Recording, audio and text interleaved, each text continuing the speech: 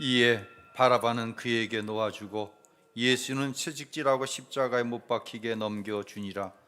이에 총독의 군병들이 예수를 데리고 관정 안으로 들어가서 온 군대를 그에게로 모으고 그의 옷을 벗기고 홍포를 입히며 가시관을 엮어 그 머리에 씌우고 갈대를 그 오른손에 들리고 그 앞에서 무릎을 꿇고 희롱하여 이르되 유대인의 왕이여 평안할지어다 하며 그에게 침 뱉고 갈대를 빼앗아 그의 머리를 치더라. 희롱을 다 한 후 홍포를 벗기고 도로 그의 옷을 입혀 십자가에 못 박으려고 끌고 나아가니라. 나아가다가 시몬이란 구레네 사람 그에게 예수의 십자가를 억지로 지워 가게 하였더라. 아멘. 오늘은 우리 예수님께서 십자가에 달리신 성 금요일입니다. 십자가는 매우 잔혹한 형벌이었습니다. 로마인들은 십자가 형벌을 로마 사람들에겐 지우지 않았습니다. 종이나 극악무도한 죄인, 내란을 선동한 반란자에 한해서 이 십자가형을 집행했습니다. 십자가 형벌은 로마의 힘을 과시하고 그들에게 반역하는 이에게는 이와 같은 처참한 형벌을 가한다는 것을 경고하는 형벌이었습니다. 예수님께서는 공생애를 시작하시면서 광야에서 3번의 마귀의 시험을 받으셨습니다. 예수님은 생애의 마지막인 십자가에 달리셔서도 시험을 당하십니다. 그 마지막 시험이 42절에 나옵니다. 우리 한번 읽겠습니다. 그가 남은 구원하였으되 자기는 구원할 수 없도다. 그가 이스라엘의 왕이로다. 지금 십자가에서 내려올지어다. 그리하면 우리가 믿겠노라. 예수님은 십자가에서 내려오실 능력이 없어 십자가에 매달리신 것이 아닙니다. 우리를 구원하시기 위한 사명이었기에 처절하게 십자가에 달려 계십니다. 우리가 감당하는 사명을 비웃는 사람들이 있습니다. 이유가 뭘까요? 왜 우리는 사명이 당연히 어려운 것이지만 그 사명을 끝까지 감당해내지 못할까요? 하나님은 바울 사도를 통해 고린도전서 1장 18절에 이렇게 말씀합니다. 읽겠습니다.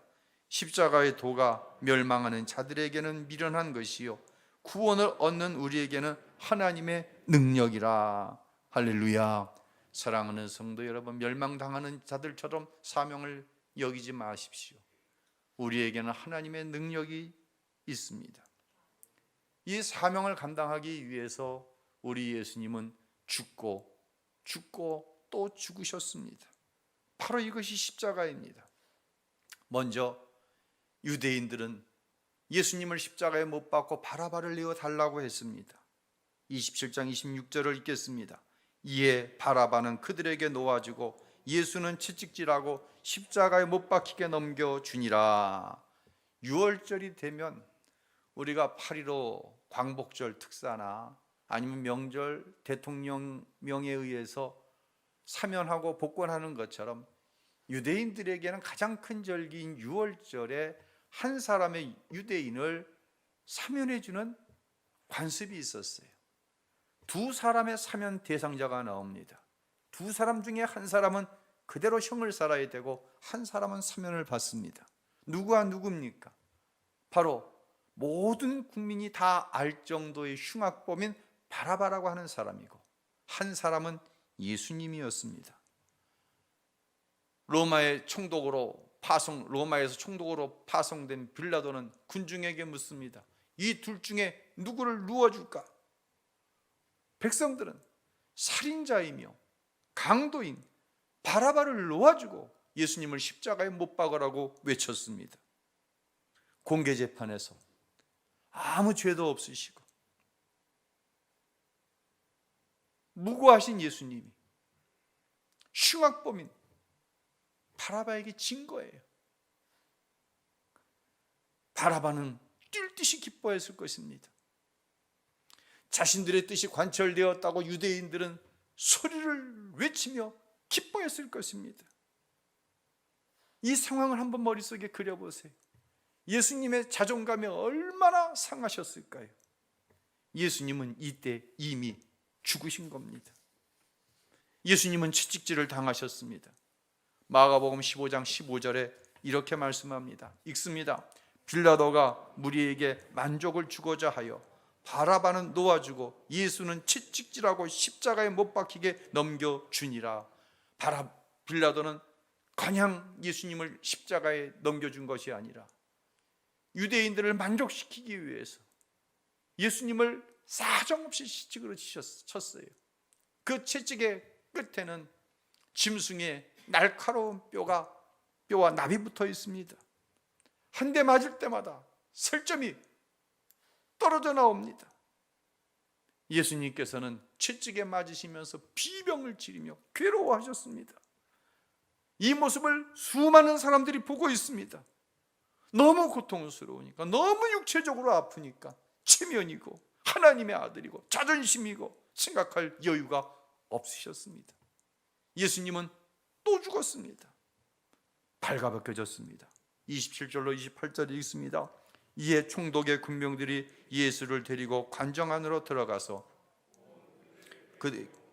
그의 옷을 벗기고 홍포를 입히며, 이제 로마의 군인은 유대인들이 들어올 수 없는 로마 군대의 군영 안으로 예수님을 끌고 갑니다.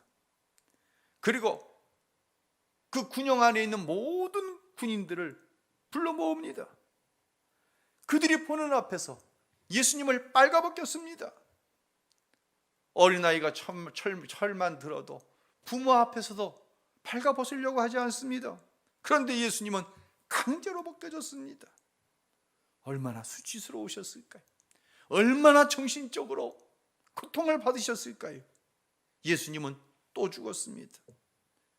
로마 군병들은 예수님을 우스꽝스러운 왕으로 만들고 조롱을 합니다. 30절 읽습니다. 가시관을 엮고 그 머리에 씌우고 갈대를 그 오른손에 들리고 그 앞에서 무릎을 꿇고 희롱하여 이르되 유대인의 왕이여 평안할지어다 하며, 로마 군인들은 예수님이 발가벗겨진 상태에서 로마의 군인들이 등에 입는 그 군포를 벗겨서 예수님께 걸쳐드렸어요. 머리에는 가시관으로 만든 면류관을 씌웠어요. 마치 왕관을 씌운 것처럼요. 손에는 왕이 드는 호를, 갈대를 대신 들려. 얼마나 수치스러운 모습입니까? 발가벗겨진 몸에 망토, 가시면류관, 갈대. 그리고 로마 군인들은 그 앞에 무릎을 꿇습니다. 그리고 예수님을 이렇게 희롱했습니다. 유대인의 왕이여 평안할지어다. 이 모습을 본 예수님을 둘러싼 로마의 군병들이 어떤 표정을 했을까 상상을 한번 해보세요. 모든 로마의 군병들이 웃고 떠들며 한마디씩 다 했을 것입니다.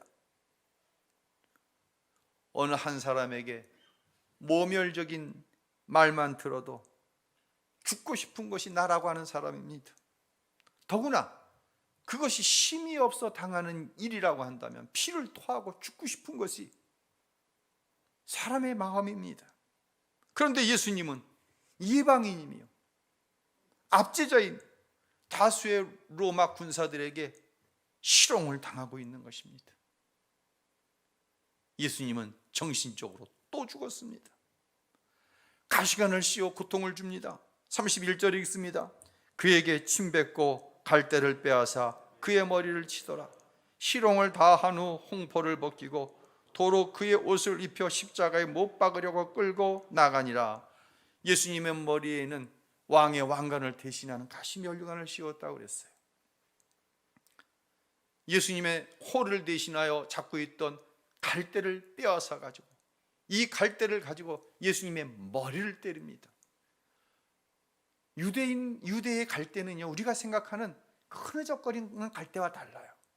유대의 갈대는 몽둥이처럼 단단하기 때문에 그 갈대를 가지고 예수님의 머리를 쳤을 때 그 굵은 가시가 예수님의 머릿속을 파고드는 아픔을 그대로 경험하셔야만 했던 것이에요. 머리에서 피가 낭자하게 흘러내렸습니다. 그 육체적인 고통이 얼마나 심하셨겠어요. 예수님은 또 죽었습니다. 사랑하는 성도 여러분, 예수님은 이처럼 육체적으로, 정신적으로 십자가에서는 아버지여 어찌하여 나를 버리시나이까, 하나님 아버지와 영적으로 완전히 단절되어지는 영적인 고통을 당하셔야만 했어요. 사랑하는 성도 여러분, 우리는 예수님과 함께 십자가에 못 박혔다고 고백합니다. 스스로에게 한번 물어보시기 바랍니다. 저는 이 설교를 준비하면서 저 스스로에게 물었습니다. 이 목사, 너라면 어디까지 견디겠냐? 사랑하는 성도 여러분, 여러분은 어디까지 견디겠습니까? 바라바가 나보다 낫다고요? 저 인간이 나보다 낫다고요? 이 상한 자존심을 나는 감당할 수 없습니다. 참을 수 없습니다. 채찍질을 당한다고요? 내가 죄가 있어 죄의 값으로 채찍을 맞았다고 한다면 할 말이 없겠죠. 그러나 우리 예수님에게는 죄가 없으셨어요. 죄가 없는데 왜 맞아요? 왜 억울하게 내가 맞아야 돼요? 발가벗겨질 수 있습니까? 사람들이 말로 인격이나 내 명예를 발가벗기려고 할 적에 드는 그 심한 모멸감은 나는 참을 수가 없습니다. 제 대답은 할 수 없습니다. 주님, 나는 할 수 없습니다. 여러분의 대답은 어떠신가요? 최근에 일어나는 많은 사건들 가운데 우리의 마음을 답답하게 하는 사건들이 있습니다.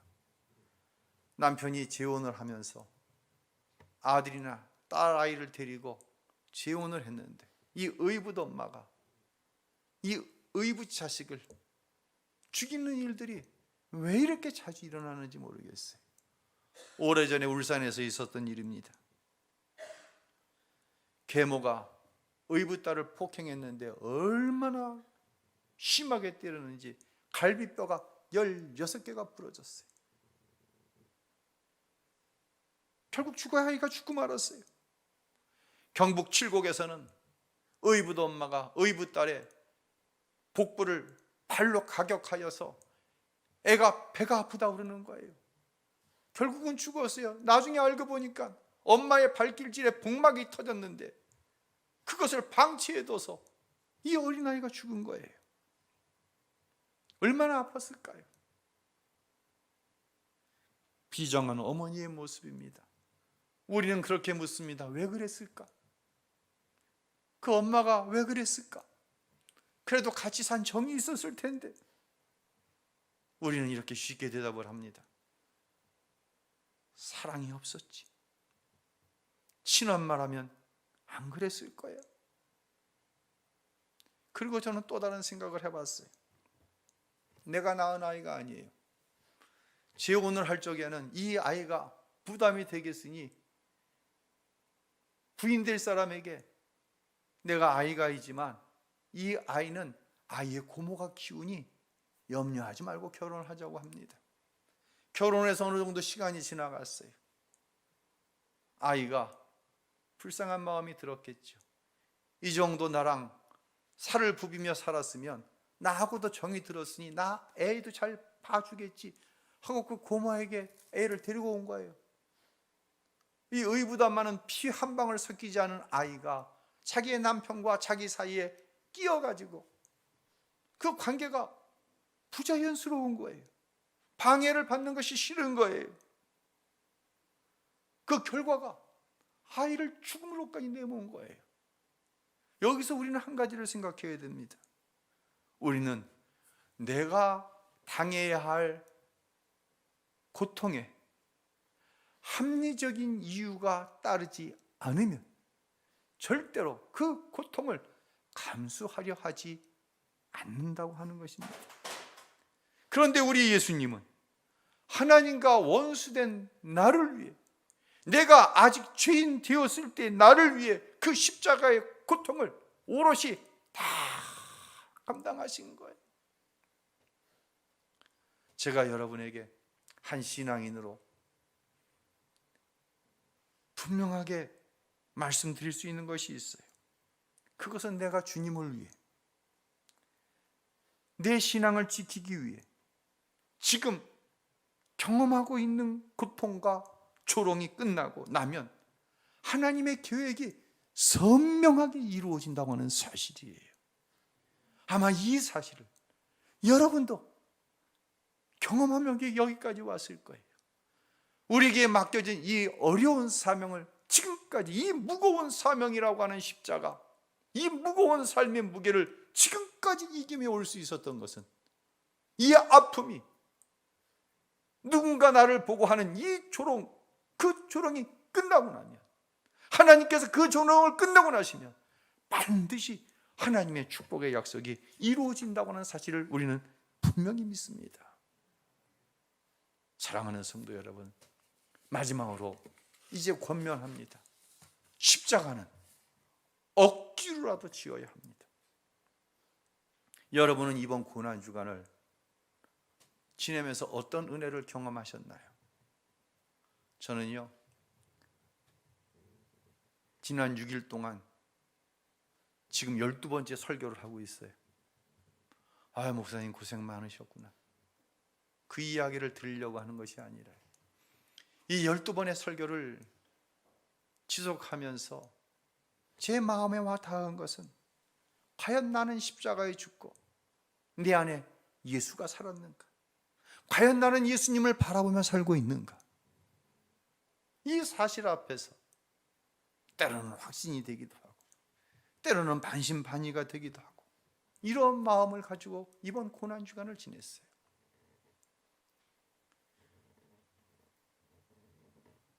아들이 하도 엇나가니까, 그런데 이 아들이 교회 가는 것을 참 좋아해요. 그래서 이 엄마가 아들의 성화에 못 이겨가지고 교회를 나오기 시작을 했어요. 이 자매님이 십자가의 은혜를 경험하면서 변한 게 있어요. 남편은 참 좋지 않은 성격을 가지고 있었어요. 그런데 어느 순간부터 예수님의 은혜를 받고 나서 이 남편의 부정적인 성질을 이겨내기 시작하는 자기를 볼 수 있었어요. 이 남편이 성질을 내면 같이 내는 거예요. 남편이 욕을 하면 같이 욕을 하고, 남편이 무언가를 부수면 자기는 더한 것을 부셨어요. 그런데 십자가에서 예수님께서 자신을 위해 어떤 죽음을 죽으셨는가를 알고, 그 죽음이 자신을 위한 죽음이라는 사실이 믿어졌어요. 그리고 나도 십자가에 죽었습니다 라는 신앙의 고백을 하게 되었습니다. 그 후로부터 남편이 화를 내든 욕을 하든 십자가에 예수님만 바라보았습니다. 그랬더니 싸움이 안 되고, 남편도 아니 어떻게 내 아내가 이렇게 변했지? 그게 신비로워가지고 스스로 교회에 나오기 시작했어요. 그리고 그 남편이 집사가 되었어요. 아들도 교회에 나온 이유가 신앙 때문에 나온 게 아니에요. 엄마 아빠에게 온전한 사랑을 받아보지는 못했어요. 근데 교회에 나오면 선생님들이 얼마나 사랑을 베풀어 주시는지, 부모님께 받지 못한 대리 사랑을 받기 위해서 교회에 나왔던 것이에요. 그런데 학교 생활 엉망이에요. 친구들과의 관계 엉망이에요. 부모에 대한 태도 엉망이에요. 그런 아들이 엄마 아빠를 만난 예수님을 만나게 되었어요. 이전에는 교회 와서 선생님들 사랑받는 게 좋아서 왔는데, 이제는 교회에 가서 자신이 겪었던 상처를 아이들에게 스스럼없이 내어놓는 거예요. 그러면서 아이들에게 이런 얘기를 하는 거예요. 너희 부모님 예수님 믿으면 정말 행복해진다. 나도 그랬어. 우리 엄마 아빠는 이루고 싸웠어. 근데 우리 엄마가 나 때문에 억지로 교회 나왔거든. 그리고 예수님 만났거든. 그러니까 싸움이 안 되니까 아빠가 신기해가지고 교회 나오기 시작했어. 그리고 아빠가 집사님이 됐어. 너 우리 가정이 얼마나 행복한 줄 알아? 이렇게 막 간증을 하니까 아이들이 억지로 자기 부모를 교회에 모시고 나오기 시작했어요. 그런 아이들이 늘어나기 시작했어요. 아들 때문에 부끄러운 상처를 가지고 억지로 교회에 나왔는데 온 가족이 구원을 얻은 것이, 그리고 예수님 안에서 참 행복을 누리며 살게 되었다라고 하는 간증을 제가 읽었어요. 사랑하는 성도 여러분, 마지막 오늘 32절 읽도록 하겠습니다. 읽습니다. 나가다가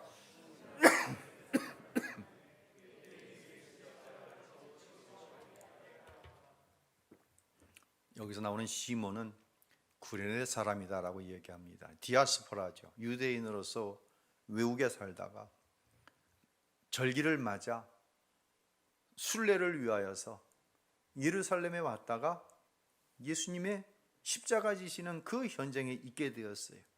그러다가 억지로 예수님이 지셔서 더 이상 십자가를 지시지 못할 지경이 되자 로마의 군인들에서 억지로 예수님의 십자가를 대신 지게 되었습니다. 즉 시몬은 억지로 십자가를 진 사람이었어요. 그런데 여러분, 그 결과가 무엇인지 아십니까? 이 시몬의 아들인 알렉산더와 루포는 바울 사도가 자신의 편지에서 문안한 아주 유명하고 유력한 크리스찬이 되었습니다. 즉 시몬으로 인해서 자녀들이 예수를 믿고 사회적으로도 유력한 복을 받았다고 하는 것이에요. 우리는 너무 잘 알고 있습니다. 때로는 내 힘으로 질 수 없어 억지로 지는 것이 십자가이고 사명입니다. 예수님도 이 십자가라고 하는 사명을 너무너무 힘들어 하셨잖아요.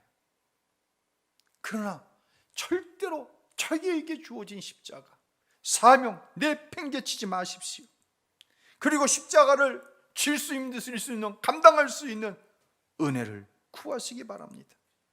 예수님 때문에 죽고 내가 또 죽고 또 죽는 그 십자가를 짊어지고 가는 성도는 반드시 하나님께서 약속하신 축복에 이르게 될 줄로 믿으시기를 바랍니다. 왜입니까? 예수님께서 나를 위해서 죽고 또 죽은 결과가 예수의 이름을 하나님 아버지께서 모든 이름 가운데 뛰어나게 하셨던 것처럼, 여러분이 예수님을 위해서 그 사명을 감당하기 위해서 십자가 아래서 죽고 또 죽을 때 하나님께서 여러분을 반드시 높이시기 때문인 줄로 믿으시기를 바랍니다. 이 밤 우리는 3년 만에 성찬을 대하게 됩니다. 이 성찬 앞에서 예수님의 나를 위한 죽으심을 기념할 뿐만 아니라 예수님의 이야기가 나의 이야기가 되어 과연 나는 예수님께서 나에게 지어주신 그 십자가를 어떻게 짊어지고 나아가고 있는가 뒤돌아볼 수 있는 귀한 은혜의 시간이 될 수 있기를 예수님의 이름으로 축원합니다.